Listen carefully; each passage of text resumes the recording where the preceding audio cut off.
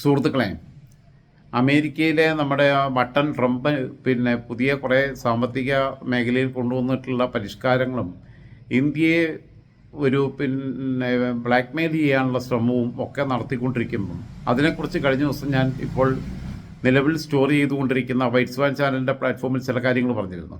അതുമായി ബന്ധപ്പെട്ട് വിവിധ മേഖലകളിലുള്ള പ്രത്യേകിച്ചും അമേരിക്കൻ പ്രവാസികൾ, IT മേഖലയുമായി ബന്ധപ്പെട്ട ആളുകൾ, പ്രത്യേകിച്ച് ഔട്ട്സോഴ്സ് വർക്ക്, BPO വർക്കുകൾ, ഇങ്ങനെയുള്ള സോഫ്റ്റ്വെയർ ഡെവലപ്മെൻറ്റ് തുടങ്ങിയ മേഖലകളിൽ അത് ഇന്ത്യക്ക് തിരിച്ചടിയാവാൻ ഉള്ള സാധ്യതകൾ എങ്ങനെയൊക്കെ, അത് അതിനെ എങ്ങനെ ഇന്ത്യ ഓവർകം ചെയ്യും, അത് അമേരിക്കൻ എക്കണോമിയിൽ ഉണ്ടാക്കുന്ന പ്രത്യാഘാതങ്ങൾ എന്തൊക്കെയായിരിക്കും, ഇന്ത്യയുടെ സാമ്പത്തിക വ്യവസ്ഥയെ അതെങ്ങനെയൊക്കെ ബാധിക്കുമെന്നതിനെക്കുറിച്ച് ആ മേഖലയുമായി ബന്ധപ്പെട്ട ആളുകളും ടെക്നോക്രാറ്റുകൾ, അതേപോലെ തന്നെ ഇതേ മേഖലയിൽ IT മേഖലയിൽ ബിസിനസ് ചെയ്യുന്നവർ തുടങ്ങിയിട്ടുള്ള ആളുകൾ, അവിടുത്തെ അല്ലാത്ത സാധാരണ പ്രവാസികളായിട്ടുള്ള ചില സുഹൃത്തുക്കളുടെ പ്രതികരണങ്ങൾ അറിയിക്കുകയാണ്. അതിലാദ്യം തന്നെ ഒരാളെ പരിചയപ്പെടുത്തി തരാം. അദ്ദേഹത്തിൻ്റെ പേര് അജയ് തോമസ്. ഇപ്പോൾ UK അദ്ദേഹം മലപ്പുറം ജില്ലയിലെ മഞ്ചേരി സ്വദേശിയാണ്. അദ്ദേഹം ഒരു കമ്മ്യൂണിസ്റ്റ് ഫാമിലിയിൽ ഉണ്ടായിരുന്നതാണ്. അദ്ദേഹത്തിൻ്റെ പിതാവ് KSTയുടെ CPMൻ്റെ അധ്യാപക സംഘടനയായിട്ടുള്ള KSTയുടെ ജില്ലാ സെക്രട്ടറി ആയിരുന്നു. അമ്മ വത്സമ്മ ടീച്ചർ, പിതാവ് തോമസ് മാഷ്.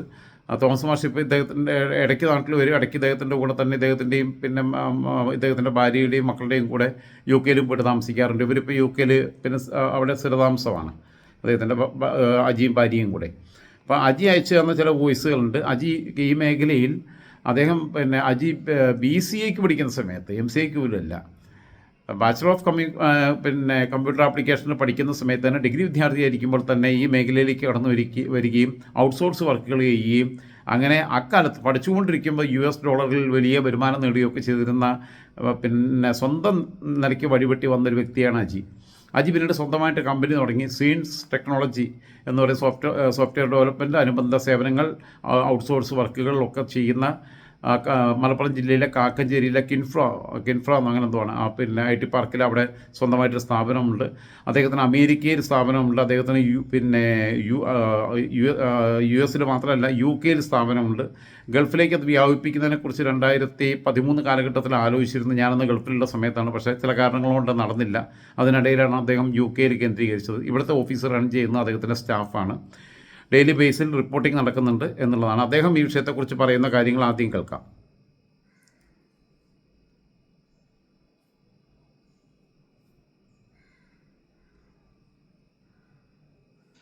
രാജ, ഇന്ത്യൻ IT ഇൻഡസ്ട്രിയുടെ 54% US എക്സ്പോർട്സ് ആണ്. 224 ബില്യൺ ആണല്ലോ ഇന്ത്യയുടെ കയറ്റുമതി IT-ലുള്ള. അതിൽ 160 ബില്യൺ US ഇന്ത്യൻ എക്സ്പോർട്സ്. ഇപ്പോൾ IT ഔട്ട്സോഴ്സിംഗ് എന്നുള്ളൊരു ഹെഡിലാണ് ഇതൊക്കെ വരിക. അതായത് BPOയും സോഫ്റ്റ്വെയർ ഡെവലപ്മെന്റും ബാക്കിയുള്ള എല്ലാ IT സേവനങ്ങളും കൂടിയുള്ള എല്ലാം കൂടി കണക്ട് ചെയ്തിട്ടുള്ളതാണ് ഇത്രയും എമൗണ്ട്. അപ്പൊ അത് ഏകദേശം 60% ഓഫ് ടോട്ടൽ എക്സ്പോർട്സ് US മാത്രമാണ്. അപ്പൊ അത് US അവിടെ എന്തെങ്കിലും ഒരു നിയമം വന്നു കഴിഞ്ഞാൽ അത് നല്ലതായിട്ട് എഫക്ട് ചെയ്യും. ഇപ്പോ ജനറലി കേരളത്തിൽ ഏകദേശം 15 ലക്ഷം ആൾക്കാർ വർക്ക് ചെയ്യുന്നുണ്ട് IT-ല്. ഏറ്റവും മിനിമം അതിനേക്കാളും മേലെ ഉണ്ടാവാനാണ് ചാൻസ്. പിന്നെ ഇന്ത്യയിലാണെങ്കിൽ 6-7 കോടി അത്രയും 6-7 കോടി ആൾക്കാർ 60-70 ലക്ഷം ആൾക്കാർ IT-ല് മാത്രം എഞ്ചിനീയേഴ്സ് ആയിട്ട് വർക്ക് ചെയ്യുന്നുണ്ട്. അത് മോസ്റ്റ്ലി US ആൾക്കാർക്ക് വേണ്ടിയിട്ടാണ്. അപ്പോൾ അതിന് എന്തെങ്കിലും രീതിയിലൊരു നിയമങ്ങൾ വന്നിട്ടുണ്ടെങ്കിൽ അത് ശരിക്കും എഫക്ട് ചെയ്യും. ഒരുപാട് വലിയ വലിയ കമ്പനികൾക്കായിരിക്കും ഏറ്റവും കൂടുതൽ എഫക്ട് ചെയ്യാം. ചെറിയ കമ്പനികൾക്കൊക്കെ കൂട്ടി പോകാനുള്ള ലെവൽ വരെ വരും. കാരണം most of the IT companies depend ചെയ്തിരിക്കുന്നത് US വർക്കുകാരാണ് കുറച്ചുകൂടി. അപ്പം ഇത് ഭയങ്കര എഫക്ട് ചെയ്യുന്നൊരു ന്യൂസാണ്. എന്താണ് വരാൻ പോകുന്നതെന്ന് വ്യക്തമല്ല. എന്നാലും അത് വന്നു കഴിഞ്ഞിട്ടേ പറയാൻ പറ്റുള്ളൂ. പക്ഷെ സ്റ്റിൽ അതൊരു വൻ എഫക്റ്റ് ആയിരിക്കും. ഇപ്പൊ തന്നെ AI വന്നതുകൊണ്ട് തന്നെ ഈ ലോ സ്കിൽഡ് ആൾക്കാരുടെ ജോലി കുറെയൊക്കെ പോയിക്കൊണ്ടിരിക്കുകയാണല്ലോ. അപ്പൊ അതിന്റെ ഇടയില് ഈ ഒരു സംഭവം കൂടി വന്നിട്ടുണ്ടെങ്കിൽ അത് കംപ്ലീറ്റ്ലി എഫക്ട് ചെയ്യും. ഇപ്പോ സ്കിൽഡ് അല്ലെങ്കിൽ ഇന്റലക്ച്വൽ ആ ഒരു ലെവലുള്ള സാധനങ്ങളായിരിക്കുമല്ലോ ഇനി ഭാവിയിലും കൂടെ വരാനുള്ളത്. അപ്പോൾ അത് എന്ത് രീതിയിലുള്ള ഔട്ട്സോഴ്സിംഗ് ആണ് എന്നുള്ളത് അറിയില്ല. ഫോർ എക്സാമ്പിൾ അവിടുത്തെ കോൾ സെന്റേഴ്സ് മാത്രമാണോ, എന്തെങ്കിലും ഒരു ഇന്ത്യക്കാർക്ക് ഒരു എഫക്റ്റ് കൊടുക്കാൻ വേണ്ടിയിട്ടാണോ എന്നുള്ളതൊന്നും അറിയില്ല. അപ്പൊ അമേരിക്കയിൽ ഉള്ള ഇന്ത്യൻ കമ്പനീസിനെ എഫക്ട് ചെയ്യോ അതോ അമേരിക്കയിലോട്ട് ഔട്ട്സോഴ്സ് ചെയ്യുന്നതിന് മാത്രമാണ് എഫക്ട് ചെയ്യാം അങ്ങനെയുള്ള ഡീറ്റെയിൽസ് ഒന്നും അറിയില്ല. എന്തായാലും ഇത് വലിയ എഫക്റ്റ് തന്നെ ആയിരിക്കും. ഓക്കെ രാജ, ഇതില് ഇന്ത്യയിൽ നിന്ന് അത് മാറ്റുകയാണെങ്കിൽ, ഔട്ട്സോഴ്സിങ് മാറ്റുകയാണെങ്കിൽ, പിന്നെ അമേരിക്കക്ക് ഓപ്ഷനുള്ള രാജ്യങ്ങൾ എന്ന് പറഞ്ഞു കഴിഞ്ഞാല് ഒന്ന് ഫിലിപ്പൈൻസ് ആണ്. ഫിലിപ്പൈൻസിലാണ് ടോട്ടൽ വേൾഡിലെ യുഎസിന്റെ എക്സ്പോർട്സിന്റെ യുഎസിന്റെ ഔട്ട്സോഴ്സിംഗിന്റെ 15%, നേരെ ഇന്ത്യയിൽ 60% ആണ്. അപ്പൊ അത്രയും ഡിഫറൻസ് ഉണ്ട്. അപ്പൊ ഫിലിപ്പൈൻസിൽ ഇന്ത്യയുടെ അത്രയും ആളുകൾ ഉണ്ടാവില്ലല്ലോ. അപ്പൊ അതുകൊണ്ട് പെട്ടെന്നൊന്നും അവർക്ക് അത്രയും ആൾക്കാരെ എടുക്കാൻ പറ്റണമെന്നില്ല. പിന്നെ ഉള്ളത് കോസ്റ്റ് എഫക്റ്റീവ്. പക്ഷെ ഫിലിപ്പൈൻസിൽ കുറച്ചുകൂടി കോസ്റ്റ്ലി ആണ് ഇന്ത്യനെക്കാളും. പക്ഷെ കമ്പയറിംഗ് ടു അമേരിക്കൻ റേറ്റ്സ് ഭയങ്കര കുറവാണ്. പിന്നെ ഉള്ളത് നമ്മളെ വിയറ്റ്നാം ആണ്. വിയറ്റ്നാം ഇന്ത്യയെക്കാളും സാലറി കുറവാണ്, പക്ഷെ അവിടെ ആളുകൾ കുറവാണ്. പിന്നെ അവർക്ക് യൂറോപ്പിലോട്ടാണെങ്കിൽ പോളണ്ട് ആണ്. പോളണ്ടിൽ ഇന്ത്യയിലേക്കാൾ 2-3 ഇരട്ടി സാലറി വരും, പക്ഷെ സ്റ്റിൽ അമേരിക്കനേക്കാളും കുറവാണ്. പക്ഷെ എന്തൊക്കെ ആയാലും ഇന്ത്യയുടെ അത്രയും നമ്പർ ആർക്കും ഒറ്റയടിക്ക് കിട്ടില്ല. പക്ഷെ അതിന്റെ പ്രോബ്ലം എന്താന്ന് വെച്ച് കഴിഞ്ഞാല് ഈ ഇത്രയും ആൾക്കാരെ ആവശ്യം ഉണ്ടോ എന്നുള്ളതാണ്. ശരിക്കും ഇപ്പൊ AI വന്നതുകൊണ്ട് ശരിക്കും ചിലപ്പോ ഇത്ര ആവശ്യം ഉണ്ടാവില്ല. അപ്പൊ അങ്ങനെ ഒരു റെസ്ട്രിക്ഷൻസ്, എങ്ങനെ രീതിയിൽ റെസ്ട്രിക്ഷൻസ് വരാന്നറിയില്ല. അങ്ങനെ റെസ്ട്രിക്ഷൻസ് വന്നാല് കമ്പനീസ് ചിലപ്പോ ആൾക്കാരെ ഹയർ ചെയ്യുന്നതിനാവില്ല ഇമ്പോർട്ടൻസ് കൊടുക്കുക. അവര് ഈ ഒരു അവസരം കൊണ്ട് അവര് ചിലപ്പോ ഓട്ടോമേറ്റഡ് ആക്കാനോ AI വെച്ചിട്ട് ആൾക്കാരെ റീപ്ലേസ് ചെയ്തിട്ട് മെഷീൻ ഏജന്റിക്ക് AI ഒക്കെ വെച്ചിട്ട് ആൾക്കാരെ റീപ്ലേസ് ചെയ്തിട്ട് മെഷീൻസ് തന്നെ ചെയ്യുന്ന രീതിയിലൊക്കെ ആക്കാം. അപ്പൊ ശരിക്കും അവർക്ക് വേറൊരു ആൾട്ടർനേറ്റീവ് കൺട്രി ചിലപ്പോ വേണ്ടി വരില്ല. കാരണം ഇങ്ങനെ എന്തെങ്കിലും ഒരു വൻ എക്സ്പെൻസ് വരുമ്പോഴാണല്ലോ ആൾക്കാർ പെട്ടെന്ന് ഇതിലോട്ട് ചെയ്യും. ഇപ്പൊ തന്നെ ഓപ്ഷൻ ഉണ്ടെങ്കിലും ചിലപ്പോ ഇന്ത്യയിൽ എല്ലാം സ്മൂത്ത് ആയിട്ട് ഇങ്ങനെ നടന്നുകൊണ്ടിരിക്കുമ്പോൾ ആൾക്കാർ ആ ഒരു കംഫർട്ട് ലെവൽ മാറാത്തോണ്ടായിരിക്കും ചിലപ്പോ റീപ്ലേസ് ചെയ്യാത്തത്. പക്ഷെ ഇങ്ങനെ ഒരു റൂൾ വന്നു. ഇപ്പൊ അമേരിക്കൻ കമ്പനീസിനോട് പറയാണ് ഇന്ത്യയിലോട്ട് IT എക്സ്പോർട്സിന് നിങ്ങൾക്ക് പൈസ അയക്കാൻ പറ്റില്ല എന്ന് പറഞ്ഞിട്ടുണ്ടെങ്കിൽ അവർക്ക് റെസ്ട്രിക്ട് ചെയ്യാൻ പറ്റും പെട്ടെന്ന്. അപ്പൊ അങ്ങനെയൊക്കെ റെസ്ട്രിക്ട് ചെയ്തിട്ടുണ്ടെങ്കിൽ ഇവർക്ക് ഓപ്ഷൻ ഉള്ളത് പെട്ടെന്ന് ഏജന്റ് കയ്യിലോട്ടൊക്കെ മാറുകയാണ്. അപ്പൊ അല്ലാതെ വേറെ രാജ്യത്തിലോട്ട് മൂവ് ആയിരിക്കില്ല. എനിക്ക് കൂടുതൽ തോന്നുന്നത്. ഇപ്പൊ തന്നെ ഏറ്റവും വലിയ കമ്പനീസ് ഇപ്പോ ഇന്നലെ ഞാനൊരു മീറ്റിംഗ് കണ്ടിരുന്നല്ലോ. ട്രംപ് എല്ലാ IT ആൾക്കാരെയും വിളിച്ചിട്ട് ഇത് പറയുന്നത്. അപ്പൊ അവരോടൊക്കെ എത്ര നിങ്ങൾ US ഇൻവെസ്റ്റ് ചെയ്യും എന്നുള്ളതാണ് ട്രംപ് ചോദിക്കുന്നത്. അപ്പൊ അവരൊക്കെ വലിയ 600 ബില്യൺ അതിന്റെ കണക്കൊക്കെ പറയുന്നുണ്ട്. ഫേസ്ബുക്ക് 600 ബില്യൺ പറഞ്ഞു, മറ്റേ Microsoft 28 ബില്യൺ പറഞ്ഞു. അങ്ങനെ ഓരോ കമ്പനികളും പറയുന്നുണ്ട്. അപ്പൊ അവർ ഇൻവെസ്റ്റ് ചെയ്യുകയാണെങ്കിൽ അവരെ സിസ്റ്റത്തിലായിരിക്കും ഇൻവെസ്റ്റ് ചെയ്യുക, ആളുകളുടെ മേത്തായിരിക്കില്ല. അപ്പൊ അവിടെ ജോബ് ക്രിയേറ്റ് ചെയ്യുന്നുണ്ടാവും, ഹൈലി സ്കിൽഡ് ആയിട്ടുള്ള ജോബുകൾ. അതിന്റെ പുറമെ സിസ്റ്റത്തിലായിരിക്കും അവർ ഹ്യൂജ് ആയിട്ട് ഇൻവെസ്റ്റ് ചെയ്യുക. അപ്പൊ അൾട്ടിമേറ്റ്ലി ഇന്ത്യക്ക് ഒരു ഷോർട്ട് ടൈമിൽ വൻ നഷ്ടം തന്നെ ആയിരിക്കും ഇങ്ങനെ റൂൾ വന്നിട്ടുണ്ടെങ്കിൽ 100%. പിന്നെ രാജ, നമുക്കറിയില്ല ഏത് രീതിയിലുള്ള ഇതാണ് വരുത്താന്നുള്ളത്. അപ്പൊ അവരും കുറച്ച് പ്ലാൻ ചെയ്തിട്ടല്ലേ ചെയ്യുള്ളൂ. അപ്പോ ഔട്ട്റൈറ്റ് ഇന്ത്യയിലോട്ടുള്ള ബാൻ എന്നൊക്കെ പറഞ്ഞിട്ട് പെട്ടെന്ന് നടത്താനുള്ള ചാൻസ് ഭയങ്കര കുറവായിട്ടാണ് എനിക്ക് തോന്നുന്നത്. അറിയില്ല, ട്രംപ് ബട്ടണായതുകൊണ്ട് എന്തും ചെയ്യാം. പക്ഷെ അങ്ങനെ ഒരു ബാനിനേക്കാളും ഇവര് മേ ബി സ്റ്റാർട്ടിങ്ങിൽ ഒരു കൂടുതൽ ഡിജിറ്റൽ ടാക്സോ അങ്ങനെ എന്തെങ്കിലും, അതായത് ഇപ്പോൾ ഡബിൾ ടാക്സേഷൻ അവോയ്ഡൻസ് ട്രീറ്റി ഒക്കെ ഉണ്ടല്ലോ, ആ സംഭവങ്ങളൊക്കെ ഒഴിവാക്കാം. അപ്പോ ഈ അവിടെ നിന്ന് ഔട്ട്സോഴ്സ് ചെയ്യുന്ന കമ്പനികൾക്ക് കൂടുതൽ ടാക്സ് ഈടാക്കാം. അതാണ് ഫസ്റ്റ് ചെയ്യുക. അപ്പൊ അവർക്ക് കോസ്റ്റ് സേവിങ്സ് കുറഞ്ഞതുകൊണ്ട് അവർ നാച്ചുറലി ഇന്ത്യയിലേക്ക് ഔട്ട്സോഴ്സ് ചെയ്യുന്നത് കുറയും. അങ്ങനത്തെ രീതിയിലുള്ള ടാക്സ് ഏർപ്പെടുത്താം. അതാണ് ഫസ്റ്റ് സ്റ്റെപ്പ്. ഇല്ലെങ്കിൽ പിന്നെ H1B വിസ ഒക്കെ ഉണ്ടല്ലോ, അമേരിക്കയിലുള്ള ഇമിഗ്രൻസിന്റെ വിസ. അപ്പൊ മേക്ക് അമേരിക്ക ഫസ്റ്റ് അമേരിക്ക എന്നുള്ള ഇതല്ലേ ഒരു പോളിസി. അപ്പൊ അമേരിക്കയിൽ ജോബ്സ് ക്രിയേറ്റ് ചെയ്യാൻ വേണ്ടിയിട്ട് H1B വിസ മാക്സിമം കുറയ്ക്കാം. അതിന്റെ ക്യാപ് ലിമിറ്റ്, ഇന്ത്യക്കുള്ള ക്യാപ് ലിമിറ്റ് ഭയങ്കരമായിട്ട് കുറയ്ക്കാം. അത് അവർ ലിമിറ്റ് ചെയ്യുന്നതാണ്, number of visas per year. അപ്പൊ അത് കുറച്ചിട്ടുണ്ടെങ്കിൽ ഇന്ത്യത്തെ ആൾക്കാർ കുറെ പേർക്ക് തിരിച്ചു വരേണ്ടി വരും, അല്ലെങ്കിൽ പിന്നെ പുതിയ ആൾക്കാർക്ക് പോകാൻ പറ്റില്ല. അങ്ങനത്തെ ഒരു സിസ്റ്റം വരാം. പിന്നെ ഇങ്ങോട്ടുള്ള ഫണ്ട്, സാധാരണ ആൾക്കാർക്ക് ഫണ്ട് അയക്കുന്നതിന് റെസ്ട്രിക്ഷൻ വരുത്തിയിട്ടുണ്ടായിരുന്നല്ലോ ഓൾറെഡി. അപ്പൊ അതേപോലെ സിമിലർലി അമേരിക്കൻ കമ്പനീസിന് ഇന്ത്യയിലോട്ട് ഫണ്ട് അയക്കുന്നതിന് റെസ്ട്രിക്ഷൻ വരുത്താൻ പറ്റും. അങ്ങനത്തെ കാര്യങ്ങൾ ചെയ്യാൻ പറ്റും. അപ്പൊ ഏത് രീതിയിലാണ് വരികയെന്നറിയില്ല. അപ്പൊ ഇപ്പോ ട്രംപ് കുറച്ച് അയഞ്ഞിട്ടുണ്ടല്ലോ ബാക്കിയുള്ള കേസില്. അപ്പോ അതുകൊണ്ട് ചിലപ്പോ ചെറിയൊരു രീതിയിലുള്ള ഒരു സാധനമായിരിക്കും ഇപ്പൊ വരുന്നുണ്ടാവുക. പക്ഷെ ലോങ് ടൈമിൽ ഇത് റിസ്കി ആയിട്ടാണ് തോന്നുന്നത്.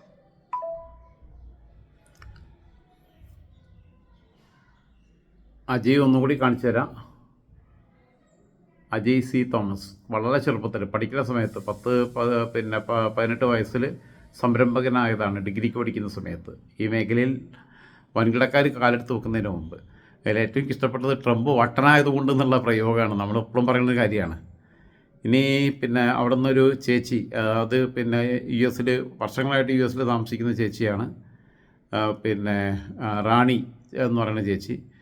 ആ ചേച്ചി പിന്നെ ഒരു ടെക്സ്റ്റാണ് വിട്ടിട്ടുള്ളത്. വോയിസ് വിടാൻ പറയാനുള്ള സമയം എനിക്ക് കിട്ടിയില്ല, പെട്ടെന്നായിരുന്നു. റാണി ചേച്ചി ഒന്ന് കാണിച്ചു തരാം.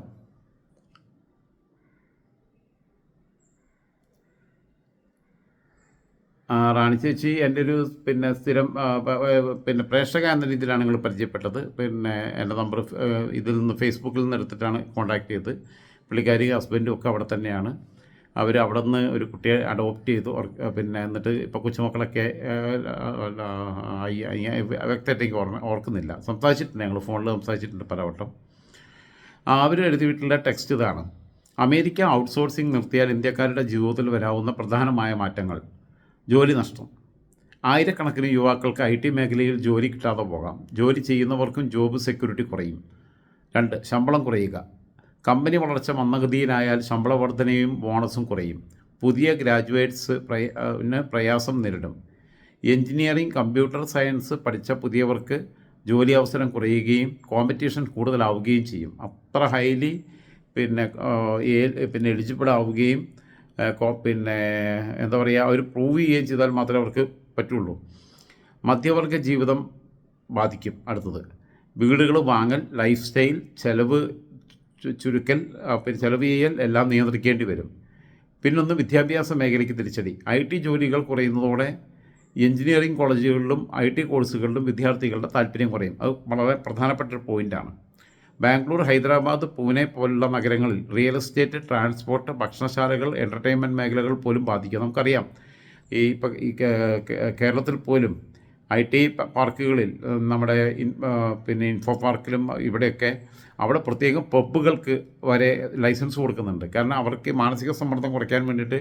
കാരണം വലിയ ശമ്പളമാണ് കിട്ടുന്നത്. 3, 4, 5 ലക്ഷം രൂപയൊക്കെയാണ് മാസ ശമ്പളം കിട്ടുന്നത്. 10 ലക്ഷം 15 ലക്ഷം വരെ മാസ ശമ്പളം മേടിക്കുന്നവരുണ്ട്. സാധാരണ ജോലിക്ക് പോയാൽ തന്നെ 2 ലക്ഷം രൂപയൊക്കെ കിട്ടുന്നുണ്ട്.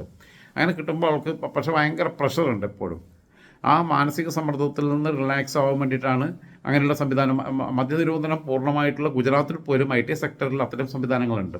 അവർക്ക് എൻ്റർടൈൻമെൻറ്റിന് പറ്റിയിട്ടുള്ള മറ്റ് ക്ലബ്ബുകൾ, ബാക്കിയുള്ള സൗകര്യങ്ങളൊക്കെ തന്നെയുണ്ട്. അപ്പം അങ്ങനെയുള്ള വിവിധ മേഖലകളെ A to Z എല്ലാ മേഖലയെയും ബാധിക്കുമെന്നുള്ളതാണ് പറയുന്നത്. അടുത്തത് ഇതിൻ്റെ പിന്നെ ഒരു മെൻ്റൽ ട്രോമയിലേക്ക് ആൾക്കാർ പോകുന്നുള്ളതാണ്. ജോലി നഷ്ടപ്പെടുകയോ അവസരം കിട്ടാതിരിക്കുകയോ ചെയ്യുന്നവർക്ക് കുടുംബസമ്മർദ്ദവും മാനസികമായ സ്ട്രെസ്സും കൂടും. പിന്നെ അവർ പറയുന്നത് അമേരിക്ക ഔട്ട്സോഴ്സിംഗ് കുറയുന്നത് മൂലം IT ജീവനക്കാരുടെ ശമ്പളവും ജോബ് സെക്യൂരിറ്റിയും ബാധിക്കുമ്പോൾ ഉയർന്ന വരുമാനം കണക്കാക്കി ബാങ്കുകളിൽ നിന്ന് എടുത്ത വലിയ ലോൺ തിരിച്ചടയ്ക്കാൻ ബുദ്ധിമുട്ടുകൾ വരും. EMI അടയ്ക്കാൻ പറ്റില്ല. പല വീടുകൾ മേടിച്ചവർ, ഫ്ലാറ്റുകൾ മേടിച്ചവർ, വലിയ ലക്ഷറി കാറുകൾ മേടിച്ചവരും ഒക്കെ ഇത്രയും ലക്ഷം രൂപ ശമ്പളം ഉണ്ട്, അതൊന്ന് ഒരു വിഹിതം കൊടുത്തു കഴിഞ്ഞാൽ ഇത് അടച്ചു പോകാമെന്ന് കണക്കൂട്ടിയിട്ട് മേടിച്ചതാണ്. ഇത് അടയ്ക്കാൻ പറ്റാത്ത അവസ്ഥ വരും. കഴിഞ്ഞ വർഷങ്ങളിൽ പലരും ബാംഗ്ലൂർ, ഹൈദരാബാദ്, പൂനെ പോലുള്ള നഗരങ്ങളിൽ വില കൂടിയ വില്ലകളും ഫ്ലാറ്റുകളും ആഡംബര കാറുകളും വാങ്ങിയത് കൂടുതൽ ശമ്പള പ്രതീക്ഷയെ ആശ്രയിച്ചായിരുന്നു. വരുമാനം കുറയുകയോ ജോലി നഷ്ടപ്പെടുകയോ ചെയ്താൽ മന്ത്ലി EMI അടയ്ക്കാൻ കഴിയാതെ പോകും. ഇതിലൂടെ ബാങ്കുകൾക്ക് നോൺ പെർഫോമിംഗ് അസറ്റ് വർദ്ധിക്കുകയും വ്യക്തിഗത തലത്തിൽ സാമ്പത്തിക പ്രതിസന്ധി, സമ്മർദ്ദം, കുടുംബജീവിതത്തിൽ കലഹം വരാനുള്ള സാധ്യത തുടങ്ങിയവ കൂടും. കാരണം അതൊക്കെ അൾട്ടിമേറ്റ്ലി ഫാമിലി ലൈഫ് സ്റ്റൈലിനെ ബാധിക്കുമ്പോൾ ഉണ്ടാകുന്ന ചില സ്വാരസ്യങ്ങളിലേക്കൊക്കെ പോകും. ഒരാൾ IT സെക്ടറിൽ വർക്ക് ചെയ്യുന്ന ആളും മറ്റേ ഡോക്ടർ ആണെന്നുണ്ടെന്നുണ്ടെങ്കിൽ ഡോക്ടറെ ചെലവിൽ മറ്റേ ആൾ കഴിയേണ്ടി വരുമ്പോൾ ഉണ്ടാകുന്ന പ്രശ്നങ്ങളൊക്കെ ഉണ്ടാവും. പിന്നീടുള്ള പ്രധാനപ്പെട്ട പോയിൻ്റ്, ബാങ്കുകൾ വീടുകളും ഫ്ലാറ്റുകളും പിടിച്ചെടുക്കാനുള്ള ഈ പൊസഷനിലേക്ക് പോകാനുള്ള സാധ്യത. ജോലിയോ വരുമാനമോ ഇല്ലാതെ പോയാൽ EMI അടയ്ക്കാൻ കഴിയാത്തവർ കൂടുതലാകും.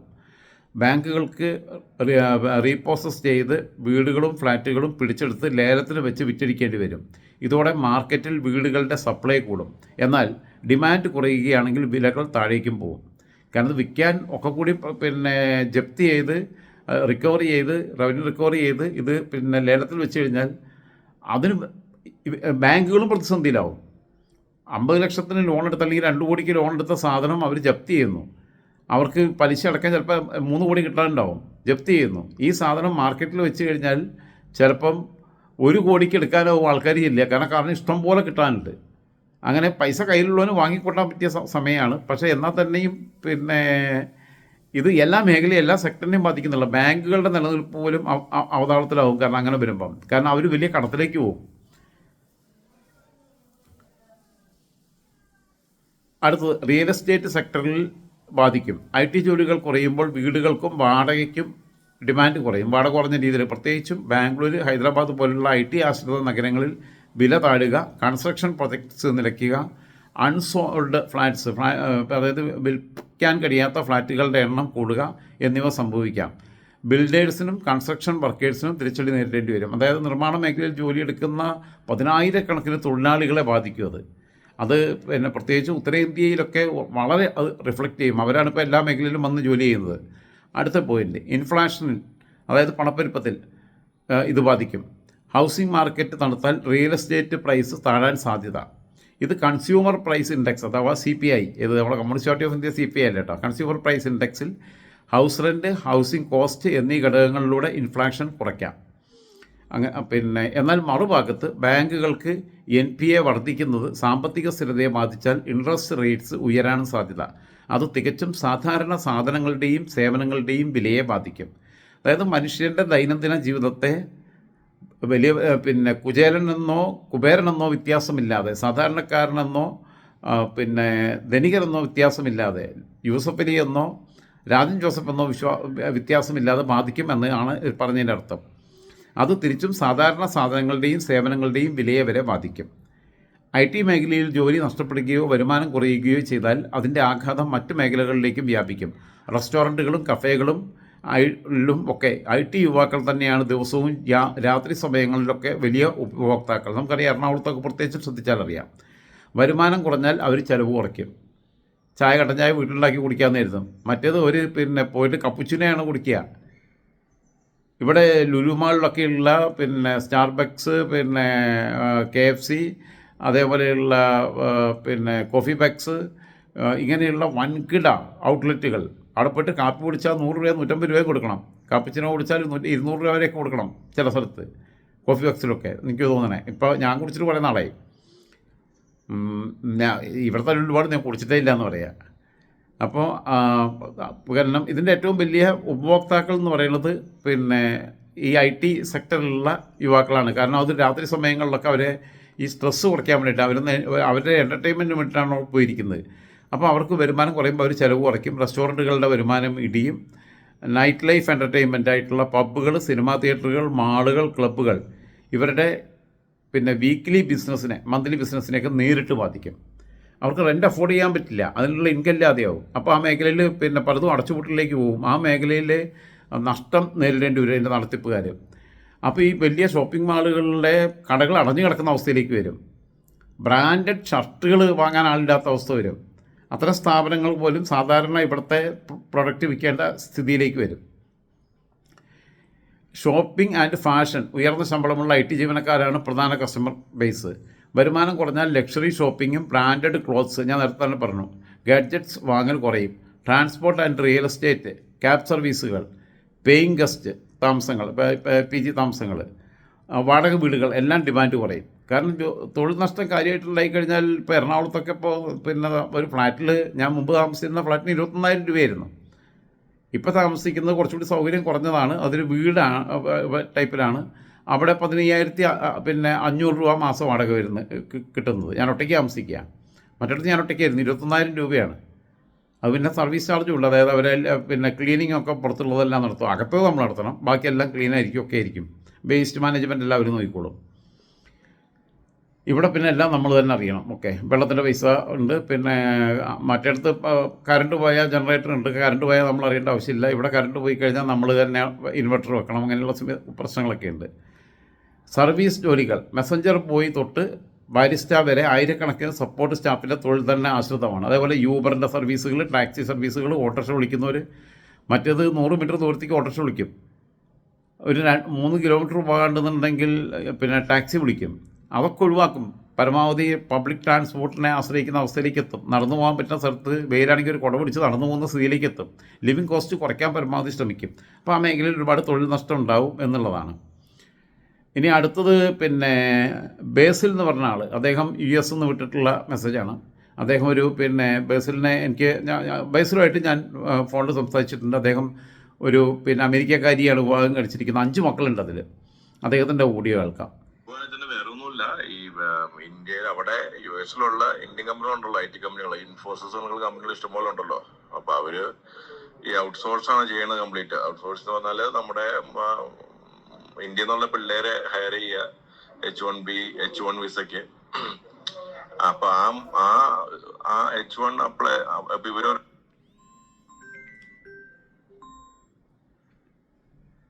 ഇൻഫോസിസ് എക്സാമ്പിൾ പറയുകയാണെങ്കിൽ ഒരു കമ്പനി കുറച്ച് പിള്ളേരെ ഹയർ ചെയ്യും, അവർക്ക് വേണ്ടി വർക്ക് പെർമിറ്റ് കൊടുക്കും, അവർ കൊണ്ടുപോയി ഇന്ത്യയിൽ കൊണ്ടുവന്ന് വിസയ്ക്ക് അപ്ലൈ ചെയ്യും, അവർക്ക് വിസ കിട്ടും H1.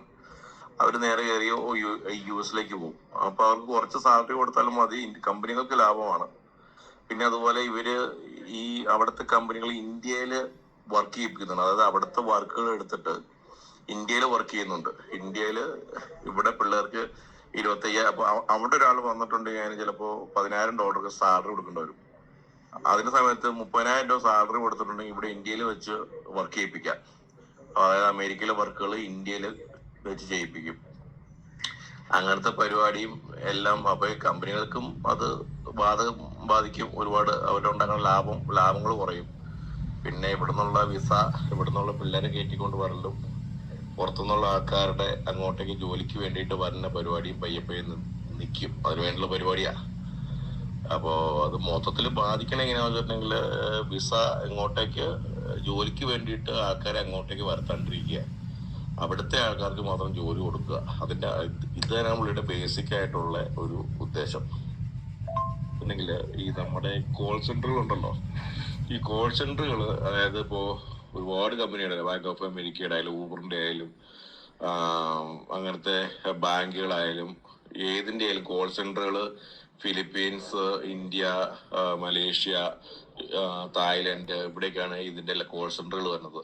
കാരണം അവിടെ ഒരാളെ ഒരു ദിവസം കൊടുക്കുന്ന പൈസക്ക് ഇവിടെ ഒരു മാസം നിർത്താം. ഈ അവിടെ നിന്ന് ഒരാൾ കോൾ സെന്റർ വിളിക്കുമ്പോൾ, ഒരു ബാങ്ക് ഓഫ് അമേരിക്കയുടെ എക്സാമ്പിൾ, ഒരു കോൾ സെന്റർ വിളിക്കുമ്പോൾ അത് ഡയറക്റ്റ് ചെയ്ത് ഇന്ത്യയിലേക്കാണ് വരുന്നത്. അപ്പൊ ഇവിടുത്തെ കോൾ സെന്ററുകൾ മൊത്തം അടച്ചുപൂട്ടി പോകും. അപ്പൊ ഇവിടെ കോൾ സെന്ററുകളിൽ 10,000-കണക്കിന് ആൾക്കാർ വർക്ക് ചെയ്യുന്നുണ്ട്, 10,000-കണക്കിന് ആൾക്കാർ, പിള്ളേര്. അപ്പൊ ഈ കോൾ സെന്റർ കോളുകൾ ഇങ്ങോട്ട് വരാണ്ടിരിക്കുമ്പോ ഇവിടുത്തെ കോൾ സെന്ററുകൾ അടച്ചു പോകും. അപ്പൊ അവിടുന്ന് ഹ്യൂജ് എമൗണ്ട് മണിയാണ് ഈ കോൾ സെന്ററിന്റെ ഓണേഴ്സ് മേടിക്കുന്നത്. എന്നിട്ട് പിള്ളേർക്ക് 25,000 രൂപ 30,000 രൂപ ശമ്പളം കൊടുത്ത് ഇവിടെ നിർത്തുന്നു. അവിടെ ഒരാൾക്ക് ഒരു ഡെയിലി കൊടുക്കേണ്ട പൈസ ഇവിടെ ഒരു മാസം ഒരാൾക്ക് കൊടുക്കും. അപ്പൊ അങ്ങനെ കോൾ സെന്റർ കമ്പനികൾ ഒരുപാട് പൈസ ഉണ്ടാക്കുന്നുണ്ട്. US നിന്നുള്ള പൈസ ഇവിടെ മില്യൺസ് കണക്കിന് പൈസയാണ് ഇവിടെ ചാടുന്നത്. അത് ഭയങ്കരമായിട്ട് നിർത്താനുള്ള പരിപാടിയാണ് പുള്ളി നോക്കണം. പക്ഷെ അതൊന്നും പ്രാവർത്തികമാവത്തില്ല ഒരിക്കലും. കാരണം വേറൊരു എക്സാമ്പിൾ ആണ്, ഇപ്പൊ ഒരു ഷൂ ചൈനയിൽ വെച്ച് ഉണ്ടാക്കണു, അല്ലെങ്കിൽ ഇന്ത്യയിൽ വെച്ച് ഉണ്ടാക്കണു, അവർ ഇമ്പോർട്ട് ചെയ്ത് അവിടെ എത്തിക്കണം. അപ്പൊ അത് കാരണമാണ് അവിടെ ഒരു നൈക്കിയുടെ ഒരു ഷൂ ആണെങ്കിൽ ആ ഷൂ നമുക്ക് $100 കിട്ടുന്നത്. അമേരിക്കയിൽ ഒരു ഷൂ ഉണ്ടാക്കി കൊടുക്കാൻ നിന്നിട്ടുണ്ടെങ്കിൽ $500 വിൽക്കേണ്ടി വരും. എന്നാലാണ് അത് വിൽക്കാൻ പറ്റുള്ളൂ, കുറച്ചെങ്കിലും ലാഭത്തിന്. കാരണം അവിടെ ലേബർ കോസ്റ്റ് ഭയങ്കര ഹൈ ആണ്. അപ്പൊ ഇതൊക്കെ പറഞ്ഞാലും ഇത് നടക്കാൻ പോണില്ല. കാരണം അങ്ങനെ നടത്തിയിട്ടുണ്ടെങ്കിൽ അവിടെ ഭയങ്കര വിഷയങ്ങളുണ്ടാവും. അവിടെ ഭയങ്കര വില, കംപ്ലീറ്റ് എല്ലാത്തിനും വില കൂടും. അങ്ങനെ കൂടിയിട്ടുണ്ടെങ്കിൽ അവിടെ ജീവിക്കാൻ നിവൃത്തിയില്ലാത്ത അവസ്ഥയിലേക്ക് വരും. ഈ പുള്ളി ശരിക്കും പറഞ്ഞിട്ടുണ്ടെങ്കിൽ ഇപ്പോ നിലവിൽ നശിപ്പിച്ചുകൊണ്ടിരിക്കുക ചെയ്യണം. ബേസിലിനെ ഫോട്ടോ ചോദിക്കാൻ ഞാൻ മറന്നുപോയി, ഇല്ലെങ്കിൽ ഫോട്ടോ പെട്ടെന്ന് അയക്കായിരുന്നു. മറ്റൊരിടത്ത് പ്രൊഫൈലിൽ നിന്ന് ഫോട്ടോ സ്ക്രീൻഷോട്ട് എടുത്തിട്ടാണ്, കാരണം ഡൗൺലോഡ് ചെയ്യാൻ പറ്റില്ല, സ്ക്രീൻഷോട്ട് എടുത്തിട്ടാണ് ഇതാക്കിയത്. പെട്ടെന്നായതുകൊണ്ട്, ഇപ്പോൾ ഇരുന്നിരിപ്പിൽ തോന്നിയ കാര്യമായതുകൊണ്ട്, പെട്ടെന്നായതുകൊണ്ട് ചെയ്യാൻ സമയം കിട്ടിയിട്ടില്ല. പിന്നെ പിന്നീടുള്ളത് അടുത്തത് ഇതിൽ പറഞ്ഞിട്ടുള്ള ഒരാൾ എന്ന് പറയുന്നത് ബേസിലിനെ ഞാൻ പറഞ്ഞു, റാണി ചേച്ചിയുടേത് പറഞ്ഞു. റാണി ചേച്ചിയുടെ ഫോട്ടോ ഞാൻ കാണിച്ചിരുന്നോ? എനിക്ക് ഓർമ്മയില്ല. കാണിച്ചിട്ടില്ലെങ്കിൽ ഇതാണ് റാണി ചേച്ചി. ഓക്കെ, ഇനി അടുത്തത്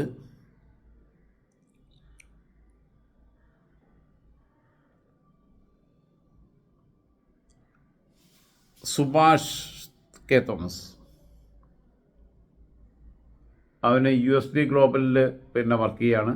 എറണാകുളത്തുണ്ടായിരുന്നു, ട്രിവാൻഡ്രത്ത് ആണ് ഇപ്പോൾ ഉള്ളത്. അതിനു മുമ്പ് ഫിലിപ്പീൻസിലുണ്ടായിരുന്നു, ഒക്കെ ഉണ്ടായിരുന്നു സംഭവം. പിന്നെ അവൻ MBA ആണ് പഠിച്ചതെന്നുണ്ടെങ്കിലും പിന്നീട് ഈ മേഖലയിലേക്കൊക്കെ തിരിഞ്ഞാണ്. ഇതിനെക്കുറിച്ച് നല്ല ധാരണയുണ്ട്. സുഭാഷ് ഞാനീ പറഞ്ഞ അജയ് സി തോമസിൻ്റെ അനിയനാണ്. SFIയുടെ നേതാവായിരുന്നു. മഞ്ചേരി NS കോളേജിലെ ഫൈൻ ആർട്സ് സെക്രട്ടറി ആയിട്ട് സെക്കൻഡ് ഇയറിന് മത്സരിച്ച് ജയിക്കുകയൊക്കെ ചെയ്തതാണ്. സുഭാഷ് പറഞ്ഞ കൂടി കേൾക്കാം. രാജേട്ടാ, ഇതിപ്പോ കുറച്ച് ലേറ്റ് ആയി എന്നാലും പറയാം. ഇപ്പൊ അങ്ങനെ ഒരു സിറ്റുവേഷൻ വന്നു കഴിഞ്ഞാല് അങ്ങനെ അത്ര എളുപ്പമൊന്നും ആയിരിക്കില്ല ഈ ലോകത്തിലുള്ള അമേരിക്കൻ കമ്പനികൾക്ക് ഇത് പെട്ടെന്ന് തന്നെ ഇംപ്ലിമെന്റ് ചെയ്യാൻ വേണ്ടിയിട്ട്. രണ്ട് കാര്യം, ഒന്നെന്ന് പറയുന്നത് പിന്നെ പൈസ കൊടുത്തു കഴിഞ്ഞാലും ഇത് ചെയ്യാനുള്ള സ്കില്ലുള്ള ആൾക്കാർ വേണമല്ലോ. ഇപ്പൊ വേൾഡിലെ ടോട്ടലായിട്ട് ടാലന്റ് ഏകദേശം ഒരു 20% ഒക്കെ ഇന്ത്യയിലായിരിക്കും. അപ്പൊ ആ 20% ഒഴിവാക്കിയിട്ട് പെട്ടെന്ന് കാര്യങ്ങൾ മാറ്റാന്ന് പറയുന്നത് സാധാരണ ഒരു കമ്പനിക്കൊക്കെ അവരുടെ എക്സിസ്റ്റിംഗ് മോഡലായിട്ടൊന്നും ഫിറ്റ് ആവാത്തൊരു കാര്യമായിരിക്കും. രണ്ടാമത്തത് പിന്നെ അങ്ങനെ ചെയ്താൽ തന്നെ എന്ത് കോസ്റ്റ് വരുന്നു എന്നുള്ളതാണ്. സാധാരണ ഇതിലൊരു ഇന്ത്യയിലുള്ള സെയിം കാലിബറിലുള്ള ഒരു എംപ്ലോയി US എടുക്കണമെങ്കിൽ ഇന്ത്യയിൽ 10 രൂപ കൊടുക്കണം, US 100 രൂപ കൊടുക്കണം. അപ്പോൾ 10 times ആണ് അതിന്റെ കോസ്റ്റ് അഡ്വാൻറ്റേജ് സാധാരണ കമ്പനീസിന് കിട്ടുക. അപ്പോ ഇവര് 2 ഇരട്ടി നികുതി ഇട്ടിയാൽ പോലും പിന്നെ അതായത് 2 ഇരട്ടി എന്ന് പറഞ്ഞു കഴിഞ്ഞാൽ 50% ഇപ്പൊ ബാക്കി കമ്മോഡിറ്റീസിനൊക്കെ കൊടുത്തൊരു നികുതി താരിഫ് ഇതിനകത്ത് കൊടുന്നാൽ പോലും ടോട്ടൽ അത് പിന്നെ 10x എന്നുള്ളതിന്റെ ഇപ്പൊ 10 രൂപ എന്നുള്ളത് 20 രൂപയല്ലേ ആവുള്ളൂ. ബാക്കിയും എന്നാലും അവിടെ അവർക്ക് ലാഭമാണല്ലോ. അപ്പോ കമ്പനികൾക്ക് അങ്ങനെ കോസ്റ്റ് വല്ലാതെ കൂട്ടി കഴിഞ്ഞിട്ടുണ്ടെങ്കിൽ പിന്നെ അവര് അവരുടെ എംപ്ലോയ്മെന്റും അവിടുത്തെ പ്രോഫിറ്റബിലിറ്റി ഒക്കെ പ്രശ്നമാവും. അപ്പോ നമുക്കറിയില്ല എങ്ങനെയാണ് ചെയ്യാൻ പോണത്. പക്ഷെ ഡെഫിനറ്റ്ലി ഈ 2 ഇമ്പാക്ട് ഉണ്ട് എല്ലാ കമ്പനീസിനും ഇതിനെ പറ്റി ആലോചിക്കുമ്പോ. എന്താണെന്നറിയില്ല, വല്ലാതെ ഉറക്കം വരികയാണ്. സുഭാഷിനൊന്നുകൂടി കാണിച്ചു തരാം. Subhash K Thomas Manjeri NSS കോളേജിലെ ഫൈൻ ആർട്സ് സെക്രട്ടറി ആയിരുന്നു. അവൻ ഫിലിപ്പീൻസിലൊക്കെ ഉണ്ടായിരുന്നു, UK ഉണ്ടായിരുന്നു തോന്നുന്നു. അടുത്തത് ഡെൽവിനാണ്, USA എന്നാണ്. അമേരിക്കയിൽ കുറേ വർഷങ്ങളായിട്ടുള്ളതാണ്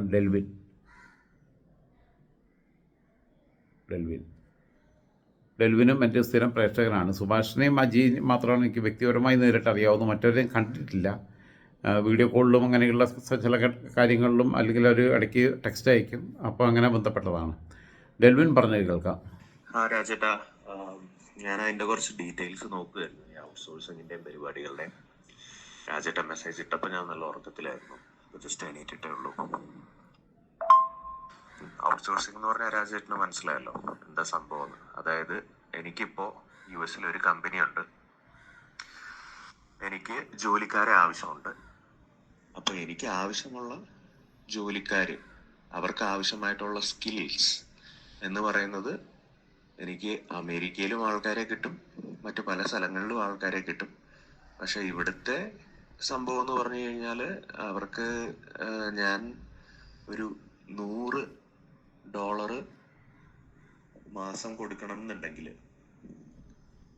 അതേ സെയിം റോളിലേക്ക് ഞാൻ ഇന്ത്യ പോലത്തെ ഒരു രാജ്യത്ത് ഒരു എംപ്ലോയിയെ കണ്ടുപിടിച്ചാൽ അവർക്ക് ആ $100 സ്ഥാനത്ത് ഞാൻ ഒരു $20 തൊട്ട് $40 വരെ കൊടുത്താൽ മതി. അപ്പോ അതിലെനിക്ക് ലാഭിക്കാൻ പറ്റുന്നത് ഒരു എംപ്ലോയിയുടെ ശമ്പളം എന്ന് പറയുന്നതില് എനിക്ക് 60% തൊട്ട് 80% വരെ ലാഭിക്കാം, ലുപ്തിക്കാം. മനസ്സിലായ? ഇന്ത്യയില് ഈ ഔട്ട്സോഴ്സിംഗ് എന്ന് പറഞ്ഞ ഈ കലാപരിപാടി ഏറ്റെടുത്തിട്ടുള്ള വലിയ വമ്പൻ കമ്പനികളാണ്. അതായത് ടാറ്റയുടെ TCS, Tata consultancy services, Cognizant, Wipro, ഇങ്ങനെ നമ്മൾ കേൾക്കുന്ന മെയിൻ പേരുകളുണ്ടല്ലോ, IT സെക്ടറിലുള്ള മെയിൻ പേരുകളുടെ അവരുടെ മെയിൻ വരുമാനവും മെയിൻ തൊഴിലും ഈ ഔട്ട്സോഴ്സിങ്ങിലൂടെയാണ് വരുന്നത്. അതിന്റെ വലിയ വലിയ ഹബ്ബുകളാണ് നാട്ടിൽ, ബാംഗ്ലൂര് പോലെ, ഡൽഹി, ബോംബെ എന്ന് പറയുന്ന വലിയ വലിയ സിറ്റികളിൽ ഉണ്ടാവുന്ന വലിയ വലിയ IT ഹബ്ബുകളിൽ അവിടെ ഏറ്റവും കൂടുതൽ ആൾക്കാർ ജോലി ചെയ്യുന്നത് ഇതുപോലെയുള്ള കമ്പനികളിൽ ഇതുപോലെയുള്ള ജോലികളിലാണ്. എനിക്ക് കിട്ടിയ ഇൻഫർമേഷനിൽ ഒരു ആവറേജ് ഞാൻ എടുത്ത് നോക്കിയപ്പോൾ കഴിഞ്ഞ വർഷം, അതായത് 2024, 2023 ആ വർഷങ്ങളിൽ ഇന്ത്യൻ IT കമ്പനികൾ, അതായത് ഔട്ട്സോഴ്സിംഗ് ഇൻഡസ്ട്രിയിൽ പ്രവർത്തിക്കുന്ന കമ്പനികൾക്ക് കിട്ടിയിട്ടുള്ള റവന്യൂ എന്ന് പറയുന്നത് ഏതാണ്ട് ഒരു ആവറേജാണ് ഞാൻ പറയുന്നത്, ഏതാണ്ട് $200 ബില്യൺ. 1 ബില്യൺ എന്ന് പറഞ്ഞു കഴിഞ്ഞാൽ 100 കോടിയാണ്. അതായത് 100 കോടി ഇൻറ്റു 200 ഇൻറ്റു 85. $1 എന്ന് പറഞ്ഞാൽ 85 സംതിങ് രൂപയാണ്. അപ്പോൾ അത് അങ്ങനെ കണക്കൂട്ടിയാൽ ഇതൊരു ആവറേജ് ഇതാ പറയുന്നത്. ഇന്ത്യക്ക് കിട്ടിയ ആവറേജ് ഒരു വർഷത്തെ റവന്യൂ ആണ്. ഒരു മൾട്ടി ബില്യൺ ഡോളർ ഇൻഡസ്ട്രി ആണെന്ന് നമ്മൾ ആലോചിക്കണം. ഒരു വലിയൊരു ഇൻഡസ്ട്രിയും അതിൻ്റെ ഒരുപാട് ഇൻഫ്രാസ്ട്രക്ചറും അതൊക്കെ ഇൻവെസ്റ്റ് ചെയ്ത് ഇട്ടിട്ടുള്ള ഒരു ഇൻഡസ്ട്രിയാണ്. മറ്റ് രാജ്യങ്ങളും ഉണ്ട് ഇന്ത്യയെ പോലെ തന്നെ ഔട്ട്സോഴ്സിങ് ഏറ്റെടുക്കുന്ന രാജ്യങ്ങൾ. അതായത് ഒരെണ്ണം ഫിലിപ്പീൻസ് ആണ്, പിന്നെ അതുപോലെ മറ്റു രാജ്യങ്ങളും ഉണ്ട്. പക്ഷെ അതിലെ ലീഡർ എന്ന് പറയുന്നത് ഇന്ത്യയാണ്. ഇതൊരു രണ്ടുപേർക്കും ബോത്ത് പാർട്ടീസ് രണ്ടുപേർക്കും ഗുണം കിട്ടുന്ന ഒരു കാര്യമാണ് രാജേട്ട. അതായത് ഇവിടുത്തെ കമ്പനികൾക്ക് അവരുടെ കോസ്റ്റ് കട്ട് ചെയ്യാൻ പറ്റും. പിന്നെ നാട്ടിൽ ഒരുപാട് പേർക്ക് ജോലി കിട്ടുന്ന ഒരു ഇടപാട് കൂടിയാണ് ഈ ഔട്ട്സോഴ്സിങ് എന്ന് പറയുന്നത്. അത് ഒരു ഒരുപാട് നമ്മുടെ ഇപ്പോഴത്തെ കുട്ടികളുണ്ടല്ലോ, ടെക്കികളായിട്ടുള്ള കുട്ടികൾ, ഈ ഫൈനാൻസ് പ്രൊഫഷണൽസ്, ബിസിനസ് പ്രൊഫഷണൽസ് ആയിട്ടുള്ള കുട്ടികളൊക്കെ ഇങ്ങനത്തെ വലിയ സിറ്റികളിൽ പോയി വലിയ കമ്പനികൾക്ക് വേണ്ടി ജോലി ചെയ്യുക എന്ന് പറയുമ്പോൾ അതിലെ ഒരു മേജർ ഷെയർ എന്ന് പറയുന്നത് ഇന്ത്യൻ കമ്പനികൾക്ക് വേണ്ടിയല്ല അവര് ജോലി ചെയ്യുന്നത്. ഇന്ത്യൻ കമ്പനികൾക്ക് വേണ്ടിയിട്ടാണ് ജോലി ചെയ്യുന്നതെങ്കിലും ആ ഇന്ത്യൻ കമ്പനികൾ ഏറ്റെടുത്തിട്ടുള്ളത് അമേരിക്കൻ കമ്പനികളുടെ ജോലികളാണ്. അത് ഇന്ത്യയിൽ ചെയ്യുന്നു എന്ന് മാത്രം. അപ്പോ ഇത് രണ്ടു പേർക്കും ഗുണകരമായ രീതിയിൽ ഇവിടെ ഞാൻ പറഞ്ഞല്ലോ, ഇവിടെ ഒരു 60 മുതൽ 80% വരെ കോസ്റ്റ് കുറയ്ക്കാം, കമ്പനികളുടെ ഓപ്പറേറ്റിംഗ് കോസ്റ്റ്. ആ പറഞ്ഞ പോലെ തന്നെ നാട്ടില് ഒരുപാട് യങ് ആയിട്ടുള്ള പ്രൊഫഷണൽസിന് ജോലിയും കിട്ടുന്ന ഒരു ഇൻഡസ്ട്രിയാണ് ഈ ടെക് അല്ലെങ്കിൽ കൺസൾട്ടൻസി ഇൻഡസ്ട്രി എന്ന് പറയുന്നത്. കൺസൾട്ടൻസി അല്ല, ഔട്ട്സോഴ്സിങ് ഇൻഡസ്ട്രി എന്ന് പറയുന്നത്. അതില് ഇന്ത്യക്ക് കിട്ടാൻ പോകുന്ന പണി എന്ന് പറഞ്ഞു കഴിഞ്ഞാൽ അതൊരു വലിയൊരു ഭീഷണിയായിട്ട് എനിക്ക് തോന്നുന്നില്ല. ഇത് സ്വന്തം കടയ്ക്കൽ കത്തി വെക്കുക എന്ന് പറയുന്ന പോലത്തെ ഒരു നീക്കമാണെന്ന് തോന്നുന്നു ട്രംപ് ഇപ്പോ. അതിനയാൾക്ക് മടിയുമില്ല എന്നുള്ളതാണ് ഇതുവരെയുള്ള പുള്ളിയുടെ ട്രംപിന്റെ സ്വഭാവത്തിൽ നിന്ന് നമുക്ക് മനസ്സിലായിട്ടുള്ളത്. പിന്നെ രാജേട്ട, ഇവിടെ US പൊതുജനങ്ങൾ എന്ന് പറയുമ്പോൾ സാധാരണക്കാരായ പൊതുജനങ്ങൾ എന്ന് പറഞ്ഞു കഴിഞ്ഞാൽ രാജ്യത്തിന് മനസ്സിലാവല്ലോ. ഇവിടെ നാട്ടിലുള്ളത് പോലെ തന്നെ സാധാരണക്കാരാ, മിഡിൽ ക്ലാസ് എന്ന് പറയുന്ന സംഭവം ഇവിടെയും ഉണ്ട്. സാധാരണക്കാരായിട്ടുള്ള ജനങ്ങൾക്കിടയിൽ വ്യാപകമായിട്ട് ട്രംപിനെതിരെയുള്ള വികാരം ശക്തിപ്പെട്ടു വരുന്നുണ്ട്. അയാളുടെ ഈ വക നയങ്ങളും ഇങ്ങനത്തെ പോളിസികളും നടപ്പിലാക്കിയാൽ അത് തീർച്ചയായിട്ടും അത് ലോകം മൊത്തം ചലനങ്ങൾ സൃഷ്ടിക്കും. വൻ മാറ്റങ്ങൾ ബിസിനസ് രംഗത്തും ഇക്കോണമിയുടെ രംഗത്തും ജോലി രംഗത്ത്, IT മേഖല, ബാങ്കിങ് മേഖല, സോഫ്റ്റ്വെയർ മേഖല എന്നൊക്കെ പറഞ്ഞ എല്ലാ രംഗത്തും വലിയ ഈ ലോജിസ്റ്റിക്കൽ പ്രശ്നങ്ങൾ സൃഷ്ടിക്കും. ലോകത്തെ, ഞാൻ പറഞ്ഞോ ഇല്ലയോ എന്ന് ഞാൻ പറഞ്ഞ പോലെ ലോകത്തെ ഏറ്റവും കൂടുതൽ ഔട്ട്സോഴ്സ്ഡ് ആയിട്ടുള്ള ജോലികൾ ഇന്ത്യയിലേക്കാണ് വരുന്നത്. കാരണം അങ്ങനത്തെ സ്പെഷ്യലൈസ്ഡ് ആയിട്ടുള്ള സ്കിൽസ് ആവശ്യമുള്ള ജോലികൾ ചെയ്യാൻ പ്രാപ്തരായിട്ടുള്ള ഒരു വലിയ നിര തന്നെയാണ് ഇന്ത്യയിലുള്ളത്. അമേരിക്കയിൽ നിന്ന് മാത്രമല്ല ഈ ഔട്ട്സോഴ്സ്ഡ് ആയിട്ടുള്ള ജോലികൾ ഇന്ത്യയിലേക്ക് വരുന്നത്. യൂറോപ്പിൽ നിന്ന് വരുന്നുണ്ട്, ഓസ്ട്രേലിയയിൽ നിന്ന് വരുന്നുണ്ട്. ഇതുപോലെ നമ്മൾ വികസിതം അല്ലെങ്കിൽ ഉയർന്ന സാമ്പത്തിക ഘടന എന്നൊക്കെ പറയുന്ന തോതിലുള്ള ലെവലിലുള്ള രാജ്യങ്ങളുണ്ടല്ലോ, 1ാം ലോക രാജ്യങ്ങൾ. അവിടെയുള്ള യൂറോപ്പിലായിക്കോട്ടെ, അമേരിക്കയിലായിക്കോട്ടെ, വേറെ എവിടെയും ആയിക്കോട്ടെ, അവിടെയുള്ള ഒരുപാട് ജോലികൾ അത് ഇന്ത്യക്കാരാണ് ശരിക്കും ചെയ്യുന്നത്. അതിനവർക്ക് കുറച്ച് ശമ്പളം കൊടുത്താൽ മതി താൻ. പിന്നെ ഇതിന്റെ ഇടയിൽ തേർഡ് പാർട്ടി ആയിട്ട് നിൽക്കുന്ന കുറെ ബ്രോക്കർമാര് കളിച്ച് നിൽക്കുന്ന കുറെ ആൾക്കാരുണ്ട്. അവര് ഇതിൽ നിന്ന് കുറെ പൈസ എന്താ പറയാ, ഒരു ഇടനിലക്കാരൻ എന്ന രീതിയിൽ അവരുണ്ടാക്കുന്നുണ്ട് എന്നുള്ളതേ ഉള്ളൂ. അങ്ങനെയും കുറെ കമ്പനികളുണ്ട്. അപ്പൊ ഇതുപോലത്തെ ഒരു വലിയ സിസ്റ്റത്തെ ഒറ്റയടിക്ക് അയാള് ഇങ്ങനെ ഇത് ഔട്ട്സോഴ്സിങ് ഞങ്ങൾ നിർത്തുകയാണ് എന്നൊക്കെ പറഞ്ഞു കഴിഞ്ഞാല്, നിർത്തും എന്നൊക്കെ പറഞ്ഞു കഴിഞ്ഞാല്, അത് നിർത്തണമെങ്കിൽ നിർത്താം. പക്ഷെ അത് ഈ കമ്പനികളെ, ഗവൺമെന്റുകളെ, ആൾക്കാരെ ഒക്കെ ബാധിക്കുന്നത് ഭയങ്കര മോശമായിട്ടുള്ള രീതിയിലായിരിക്കും. അത് എന്താ പറയാ, ശരിക്കും പറഞ്ഞ വൃത്തികേടായിപ്പോയി എന്നുള്ളത് ഇയാളൊന്ന് മനസ്സിലാക്കി കൊടുക്കണം. താൻ പൂട്ടിക്കുന്നെങ്കിൽ അങ്ങോട്ട് പൂട്ടിക്ക്, നമുക്ക് വരുന്നിടത്ത് വെച്ച് കാണാം എന്നുള്ള ആറ്റിറ്റ്യൂഡ് ഇന്ത്യ സ്വീകരിക്കണം, ഇന്ത്യൻ യൂത്തിന് ഉണ്ടാവണം എന്നുള്ളതാണ് എനിക്കിതിൽ പറയാനുള്ളത്. അവന്റെ ഒരു പൂട്ടിക്കല്, അവൻ്റെ പൂട്ടിക്കൽ CIT-കാരാന്ന് തോന്നുന്നുണ്ട്. അയാൾ തിയേറ്റിക്കാരാണെന്ന് തോന്നുന്നത്. അതായത് ഈ ചുമടർക്കാനൊക്കെ സമ്മതിക്കുമ്പോൾ നോക്കൂലി ചോദിക്കുന്നില്ലേ, ആ രീതിയിലുള്ള പരിപാടി കൊണ്ട് എല്ലാവരും കമ്പാരിസൺ നന്നായി. അടുത്തത് ജോഷുവ തോമസ് ആണ്, UK എന്നുള്ളത്. ജോഷുവ തോമസ് പറയുന്നത് എന്താണെന്നും കൂടി ഒന്ന് കേൾക്കാം. അദ്ദേഹത്തിൻ്റെ ചെറിയ ഒരു അദ്ദേഹം UK-യിലാണ്. അദ്ദേഹം സാമ്പത്തിക മേഖലയായിട്ട് കുറച്ച് പഠിച്ച ആളാണ്. ബാക്കിയുള്ളവരെല്ലാം ട്രംപിൻ്റെ നിലപാട് പിന്നെ പൂർണ്ണമായി സ്വീകരിച്ചവരാരുമില്ല.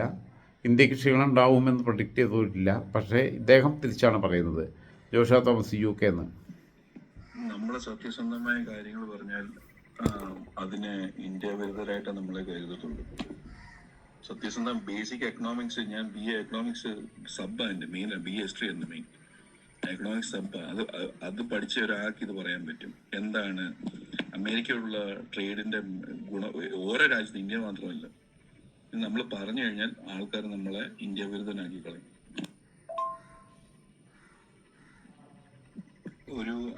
അതിന് ഏറ്റവും വലിയ ഉദാഹരണമാണ് ഈ ഒരു 6 മാസത്തെ Indian rupee against dollar, Indian rupee against pound sterling, Indian rupee against Kuwait dinar നോക്കണം. നമ്മൾ എത്രമാത്രം വീക്കറാന്നുള്ളത് നോക്കണം. നരേന്ദ്രമോദിയുടെ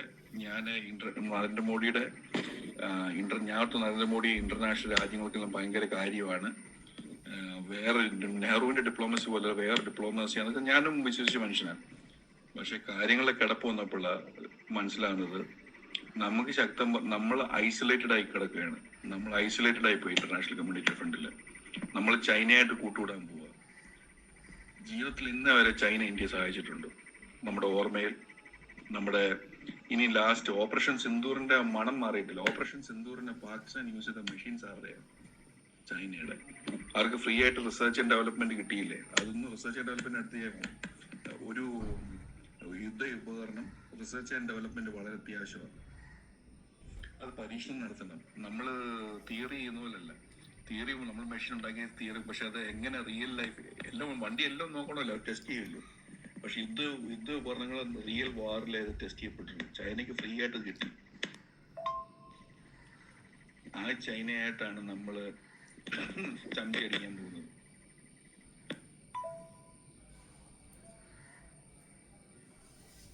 അപ്പോൾ ഇതാണ് മൊത്തത്തിലുള്ള പ്രതികരണം. എന്ന് പറഞ്ഞു കഴിഞ്ഞാൽ ഒന്ന് ഈ ജോഷുവ തോമസ് പറഞ്ഞത് കാരണം ചൈനയാണ് പാകിസ്ഥാന് വേണ്ട ആളും ആയുധവും അർത്ഥവും നൽകി സഹായിക്കുന്നത്. ആ ചൈനയെ നമ്പിക്കഴിഞ്ഞാൽ അത് എത്ര കാലം ആ സൗഹൃദം തുടരും എന്ന് പറയാൻ പറ്റില്ല. ഒരു പ്രത്യേക ഘട്ടത്തിൽ ഒരു യുദ്ധത്തിലേക്കൊക്കെ നീങ്ങുന്ന സമയത്ത് എന്തെങ്കിലും അതിർത്തി തർക്കങ്ങൾ ഉണ്ടായിക്കഴിഞ്ഞാൽ ഇന്ത്യക്കൊപ്പം നിൽക്കാൻ അമേരിക്ക ഉണ്ടാവുകയുള്ളൂ. അപ്പോൾ അതുകൊണ്ട് അമേരിക്കയെ പിണക്കാത്തൊരു നിലപാടിലേക്ക് പോകണമെന്നുള്ളതാണ്. പക്ഷേ ഇന്ത്യയും ഫ്രാൻസും ഒക്കെ ചേർന്നുകൊണ്ട് ഉക്രൈൻ റഷ്യ വിഷയങ്ങൾ പരിഹരിക്കാൻ മറ്റൊരു വശത്ത് ശ്രമം നടത്തുന്നുണ്ട്. അതിന് യൂറോപ്യൻ യൂണിയൻ്റെ നല്ല പിന്തുണയുണ്ട്. അങ്ങനെ വന്നാൽ ഇയാളുടെ അഭ്യാസങ്ങളൊക്കെ അവസാനിക്കട്ടെ എന്നുള്ളതാണ് വേറൊരു വേർഷൻ. എന്തായാലും കാത്തിരുന്ന് കാണാൻ. എനിക്ക് നന്നായിട്ട് ഉറക്കം വരുന്നുണ്ട്. സാറിന് എന്താണെന്നറിയില്ല. എനിക്ക് തന്നെ ഇത്രയും ഓഡിയോ ഞാൻ കാരണം മുമ്പ് കേട്ടിട്ട് വീണ്ടും രണ്ടാമത്തെ നിങ്ങളെ കേൾപ്പിക്കാൻ വേണ്ടി റീപ്ലൈ ചെയ്തുകൊണ്ടാവാം ഉറക്കം വരുന്നുണ്ട്. സാധാരണ ഉച്ചയ്ക്കാണ് തുടങ്ങാത്ത ആൾ നേരിട്ട് ഉറങ്ങിപ്പോകുന്നു തോന്നുന്നുണ്ട്. അപ്പോൾ ഒന്നുകിൽ നല്ല വെയിലാണ്, ഇല്ലെങ്കിൽ നടക്കാൻ പോകുമായിരുന്നു. മുമ്പത്തെ ഫ്ലാറ്റിലായിരുന്നു സൗകര്യം ഉണ്ടായിരുന്നു. ഫസ്റ്റ് ഫ്ലോറും പാർക്കിംഗ് ഏരിയ ആയിരുന്നു. അപ്പോൾ അവിടെ നടക്കാം, ഗ്രൗണ്ട് ഫ്ലോറിലും നടക്കാം. ഒരുപാട് 100-200 ഫ്ലാറ്റുകളുണ്ട്. ഒരുപാട് നല്ല ഏരിയ ഉണ്ടായിരുന്നു. വേനൽക്കാലത്ത് നടക്കാൻ പോകുമായിരുന്നു. കാറ്റ് നല്ല രസമുള്ള കാറ്റായിരുന്നു. ഇവിടെ ഇപ്പോൾ നടക്കാൻ പോകാമെന്ന് പറഞ്ഞാൽ ഇത് വേറെ റെസിഡൻഷ്യൽ ഏരിയ ആണ്. ഗ്രാമാന്തരീക്ഷം ഉള്ളതാണ് ടൗണിലാണെങ്കിൽ. അപ്പോൾ സാധ്യമൊന്നും തോന്നുന്നില്ല. ഉറക്കത്തെ അതിജീവിക്കാൻ പറ്റുകയാണെങ്കിൽ ഇപ്പോൾ തന്നെ എറിയും, ഇല്ലെങ്കിൽ പിന്നീട്.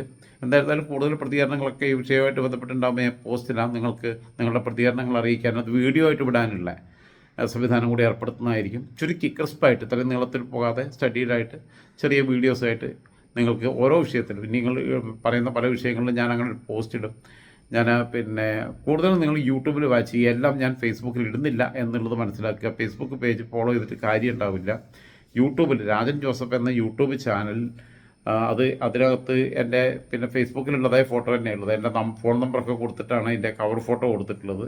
ആ ചാനൽ സബ്സ്ക്രൈബ് ചെയ്യണം എന്നൊന്നും ഞാൻ പറയുന്നില്ല. കാണാൻ താല്പര്യമുള്ളവർ മറ്റേതുണ്ടല്ലോ ബെൽ ബട്ടൺ അമർത്തുക, അവിടെ ലൈക്ക് ചെയ്യുക, ഫോളോ ചെയ്യുക, സബ്സ്ക്രൈബ് ചെയ്യുക എന്ന് ഞാൻ പൊതുവെ പറയാത്ത ആളാണ്, എൻ്റെ പേജിനെ കുറിച്ച് പ്രത്യേകിച്ചും. അപ്പോൾ എന്തായിരുന്നാലും അത്തരം കാര്യങ്ങളിൽ നിങ്ങൾക്ക് പിന്നെ അതേപോലെ മെസ്സേജ് പരമാവധി വിളിക്കാതിരിക്കുക. ഞാൻ അതിൽ ഡിസ്പ്ലേ ചെയ്തിട്ടുള്ള നമ്പർ അത് എല്ലായ്പ്പോഴും സൈലൻ്റാണ്. ടെക്സ്റ്റ് മെസ്സേജാണ് ഏറ്റവും കൂടുതൽ എൻ്റർടൈൻ ചെയ്യുന്നത്. എന്നിട്ട് നമുക്ക് വോയിസിലേക്ക് കിടക്കാം. ചിലപ്പോൾ ഒരു കണ്ടൻറ്റും ഇല്ലാത്ത സാധനം എന്ന് കേൾക്കുമ്പോൾ പിന്നെ നമ്മൾ അതിൻ്റെ ഏതെങ്കിലും ഭാഗത്ത് കണ്ടന്റ് ഉണ്ടെങ്കിൽ അത് കേൾക്കാതെയാവും. ഏതായിരുന്നാലും നിങ്ങളുടെ എൻ്റെ വാക്കുകൾ പൂർണ്ണമായി ശ്രവിക്കുന്ന ആരെങ്കിലുമൊക്കെ ഉണ്ടെങ്കിൽ സാധ്യത വളരെ കുറവാണ്. അവർക്ക് ക്ഷമയ്ക്കുള്ള നോബൽ പ്രൈസ് കൊടുക്കണം എന്ന് പറഞ്ഞുകൊണ്ട് എൻ്റെ സ്വന്തം സാധനം മറ്റുള്ളവരെ കേൾപ്പിക്കാൻ നേരത്തെ എനിക്ക് ഉറക്കം വന്നെങ്കിൽ ഇത് മുഴുവൻ കേൾക്കുന്നതിന് മുമ്പ് നിങ്ങൾ ഉറങ്ങിപ്പോകും. അതുകൊണ്ട് നിങ്ങൾക്ക് സുഖനിദ്ര, ഒരു പകൽ നിദ്ര നേർന്നുകൊണ്ട് തൽക്കാലം അവസാനിപ്പിക്കുന്നു. വീണ്ടും മറ്റൊരു വിഷയമായിട്ട് കടന്നു.